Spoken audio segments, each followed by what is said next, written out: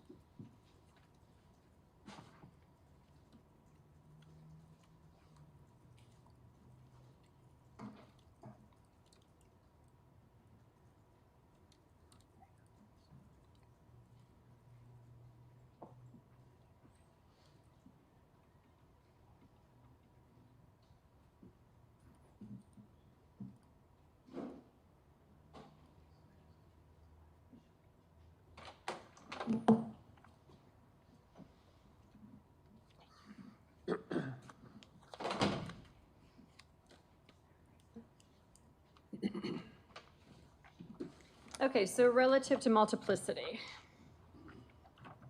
Multiplicity exists when a defendant is charged in more than one count for a single offense. And the double jeopardy provisions of the state and federal constitutions protect a defendant from being punished twice for the same offense.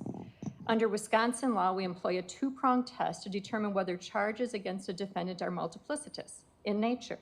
First, whether the charged offenses are identical in law and fact, and second, if the offenses are not identical in law and fact, whether the legislature intended the multiple offenses to be brought as a single count. In this particular case, the defense is arguing that the two counts relative to hiding or burying a corpse is charged in count 4, and count 2, mutilation of a corpse, are multiplicitous. So looking at the elements, which is one of the standards that has to be reviewed, I need to look at whether or not the offenses are identical in law and fact. As to the mutilating a corpse, there are two elements. It's first that the defendant dismembered a corpse, and second that the defendant dismembered the corpse with the intent to conceal a crime. Looking at count 4, the two elements of hiding or burying a corpse are one, that the defendant hid a corpse. Second, that the defendant hid a corpse with the intent to conceal the crime. There clearly are different elements in law relative to the two offenses. As to the difference in fact, there are different acts that would be different actions that would be involved in dismembering a corpse versus hiding a corpse. So I think in this particular matter, the two offenses are not identical in law or fact. I next need to look at whether the legislature intended that multiple offenses be brought as a single count. And in so doing, you look at whether or not the legislature, in the drafting and creation of the statutes, set out different elements under Blockburger that amounts to the fact that their intent was to allow for different crimes to be prosecuted under the same subsection. At this point in time, looking at the facts and looking at the law and doing an elements-only test, I am going to find that the two offenses moving forward are not multiplicitous and that they are allowable. So I'm denying the defense motion relative to multiplicity. Defense. Yes, I made a motion for directed verdict on all counts, Your Honor. Do you wish to make any further argument? No. State. Not unless you would like an argument. No. So what I can tell you, Mr. Anderson, is at the close of the state's case in chief, what the court has to do is has to look at the evidence in the light most favorable to the state. So looking at the evidence in the light most favorable to the state, was the evidence adduced, believed, and rationally considered sufficient to prove guilt beyond a reasonable doubt? Or in other words, has the evidence that's been presented during the course of this trial, in the light most favorable to the state of Wisconsin, could a reasonable jury find you guilty? Looking at the facts underlying this matter,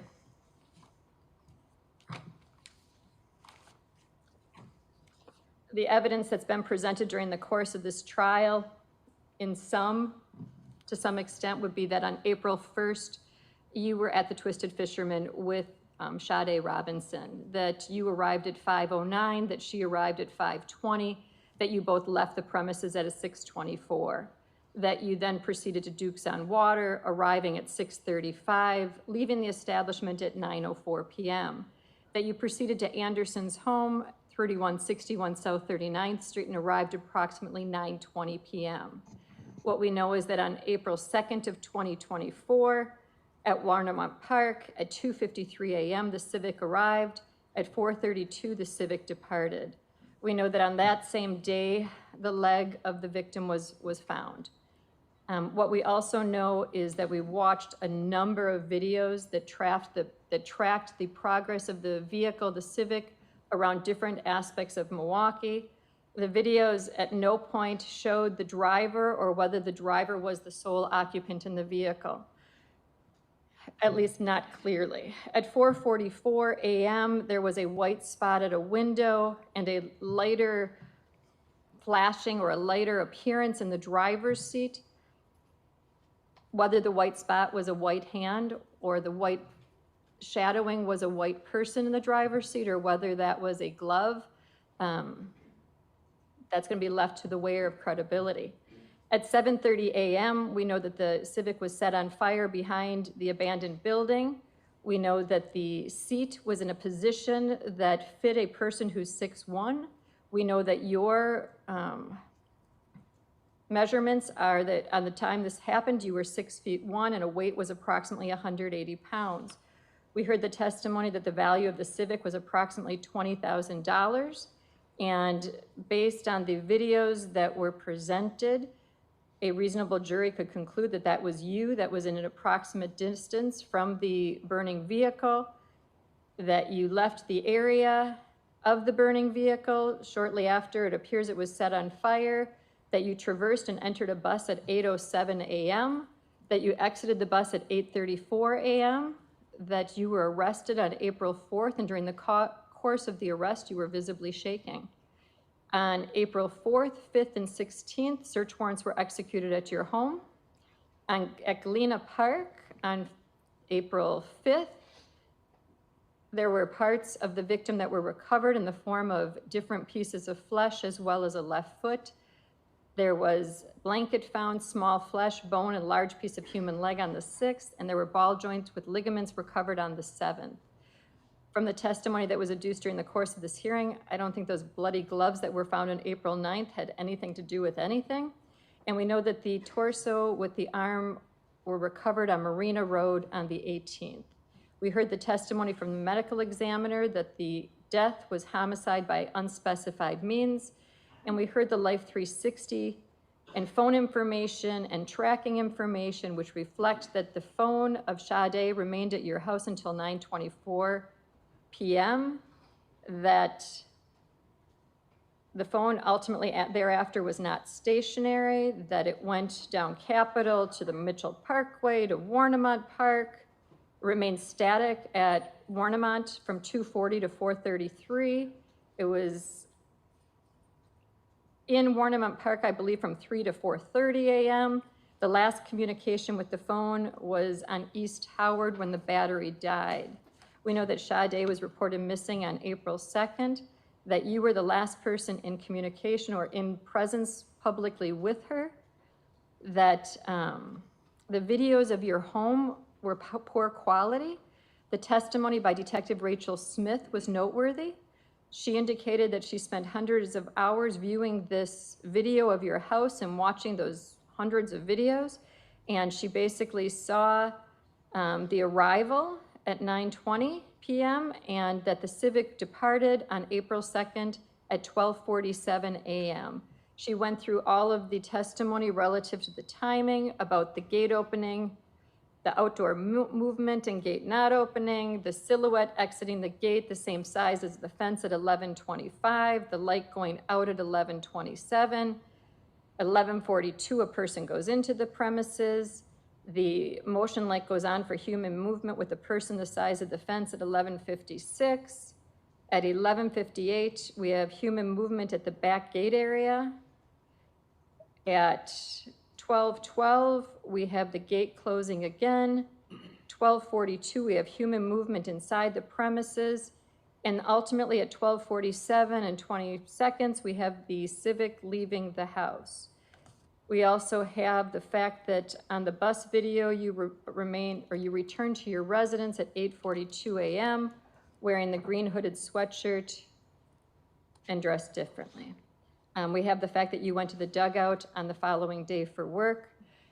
Noteworthy, we have the photos that were recovered from your home. It's noteworthy that the photos of Sade reflected her buttocks and her underwear pulled down as if the underwear were pulled down with the pants and that it rolled over the pants, which is pretty much just how they were found in the trunk of the vehicle that was set on fire, that you were found walking away from. We also have the fact that there's a photo of a white hand grabbing her right breast, and the right breast is the breast that was dismembered from her body on the torso that was recovered. We also have the fact that there was the photo of bleach and what not to combine with bleach, which I think a reasonable inference could be that someone on your phone was looking for information relative to how to clean up something or a crime scene. So looking at all of these factors together, it's a circumstantial case, but as we know, according to our jury instructions, circumstantial evidence may be found to be stronger than direct evidence. And at this point in time, I am going to find that a jury acting reasonably could convict you on all charges as posed. So I'm going to deny the defense motion, and what that means is I'm going to allow this matter to proceed to the jury. They have a different balancing than I have. So at this point, my view is, in the light most favorable to the state, do they have the means to convict? A jury at the conclusion of the case, their job is to determine whether or not the state has proven each and every element beyond a reasonable doubt. So I deny the defense motion. Have you spoken to your client, or do you need a moment to speak to him? No, 1 minute, please. Okay, I've spoken to him.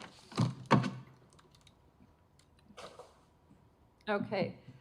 Have you spoken with your client relative, well, let me ask you this. Do you intend to present any witnesses other than the defendant? Defense rests. Okay. So, Mr. Anderson, have you discussed with your attorney your constitutional right to testify as well as your constitutional right not to testify? Yes, Your Honor. And has your attorney answered all your questions? He has, Your Honor. And you understand that in a criminal case, you do not need to prove your innocence, but the state must prove your guilt beyond a reasonable doubt. Understood? Yes. And you understand that if you choose to testify, you would be subject to cross-examination by these prosecutors. I understand. And you understand if you choose not to testify, that cannot be commented on by anyone. That cannot be used against you. Understood? Yes. And have you had enough time to discuss this decision to testify or not to testify with your lawyer? Yes, Your Honor, I have. Have your attorneys provided you with their professional opinion? They have.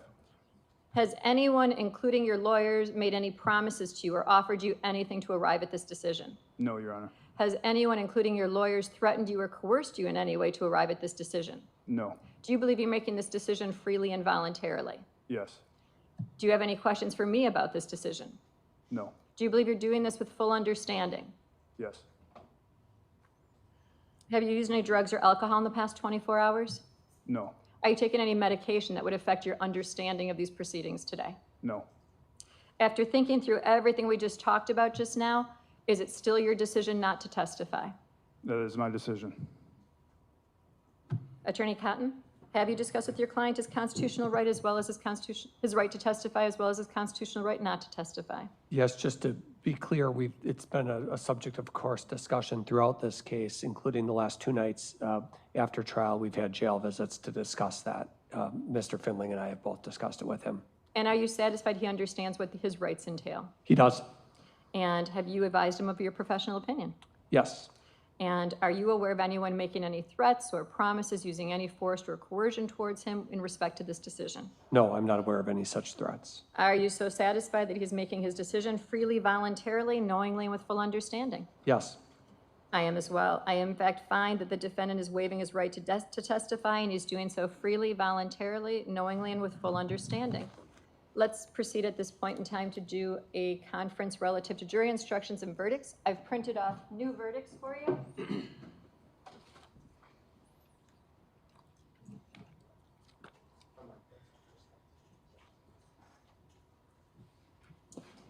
Prior to the matter being called, the state indicated they were seeking a lesser included on count 1. I did add in 1018. Is that still the state's position? It is.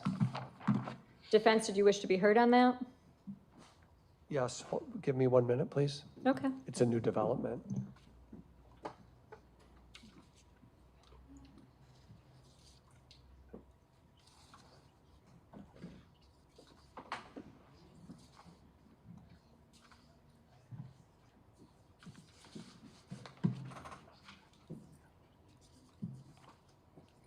Okay, no, I don't need to be heard on that, Judge. I don't have any, I've discussed it with Mr. Anderson, and I don't have an objection to that. It's basically what I need to look at is whether or not a jury acting reasonably based on the evidence presented during the course of the trial could come to a reasonable decision on a lesser included. And that's the analysis the court has to make when a party requests a lesser included. In this case, I find it's appropriate, and I will add in the lesser included, so we will use 1018. So my intention relative to the instructions would be 100 opening instruction, 115, 1 defendant, 4 counts. Count 1, 1018, first degree intentional, followed by first degree reckless. Then moving on to 1193, mutilating a corpse. 1408, arson of property other than a building. 1194, hiding or burying a corpse. Then proceeding on to evidence defined, 103. Then 147, improper questions. 148, objections of counsel, evidence received over objection. I don't think I ever struck any testimony. Did I? I think It was asked, but then I think you withdrew. Yeah, I don't recall any testimony being stricken. Attorney Cotton? Yeah, there was one comment where a witness had said "they" instead of the civic. That was struck, but I'll leave it in. It's it's 2 sentences. yeah. 157, remarks of counsel. State, I'm sure you want 170, circumstantial evidence, and 172, circumstantial evidence, flight, escape, concealment. Yes. Then 190, weight of evidence. 195, jurors' knowledge. I put in 200, opinion testimony. I took out the word expert because I think that's inappropriate to have in the title. 141, I assume the defense is requesting. Yes. 201, opinion of a witness. I put that in relative to Detective Donahue's testimony when he was providing an opinion as to his hearing of what was the audio portion of the video. Any objection to that? No? And that's, 201. no, I know that. There's also the recordings played to a jury 158 So I just, covers that, which would cover that. okay, I can put that in if you'd like me to. I think that it doesn't add much to anything, but I'm happy to. I think Okay. it's redundant, Yeah. and what the jury needs to be instructed on is covered in 201.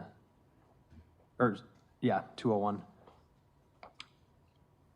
Do you want 158 or do you want to just stand with 201? No, I think it's, I was just pointing out it's essentially covered under 201, so that's fine.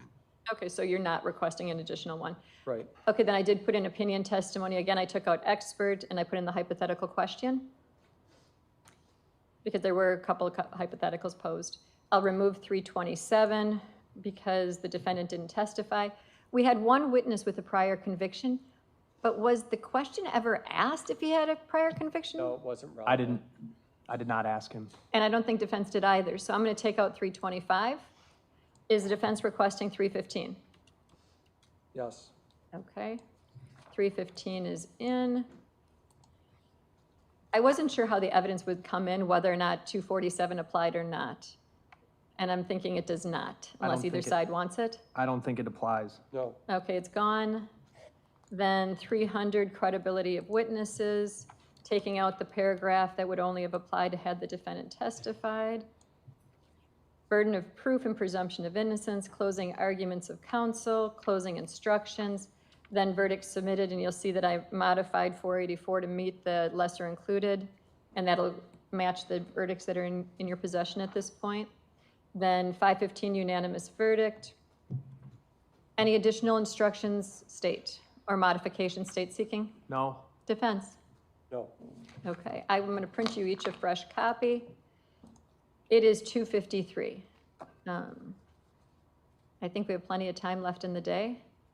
I'm ready to go. Awesome. Then I'm going to give you 7 minutes, and then we'll start at 3 o'clock with closing arguments.